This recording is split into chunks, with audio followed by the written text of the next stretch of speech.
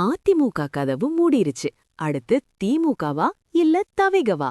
OPS எடுக்க போகும் அந்த மாஸ் முடிவு என்ன? எடப்பாடி பழனிசாமி நோ சொல்வது போன்ற படம். எடப்பாடியார் கிட்ட இருந்து கிரீன் சிக்னல் கிடைக்காததால அதிமுகல இணையிற வாய்ப்பு இப்போதைக்கு க்ளோஸ். தனி அணியா செயல்பட்டாலும் ஒரு வலுவான கூட்டணி தேவைங்கிற கட்டாயத்துல ஓபிஎஸ் இருக்காரு. ஒரு பக்கம் ஆளும் திமுக.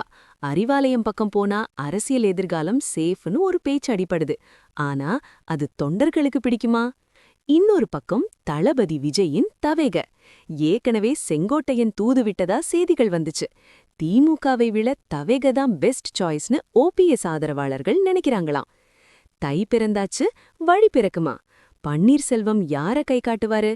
தமிழக அரசியல்ல அடுத்த பெரிய ட்விஸ்ட் இதுதான். ஓபிஎஸ் எந்த பக்கம் போனா நல்லா இருக்கும்? திமுகவா தவேகவா? உங்க அரசியல் அறிவை யூஸ் பண்ணி கமெண்ட் பண்ணுங்க.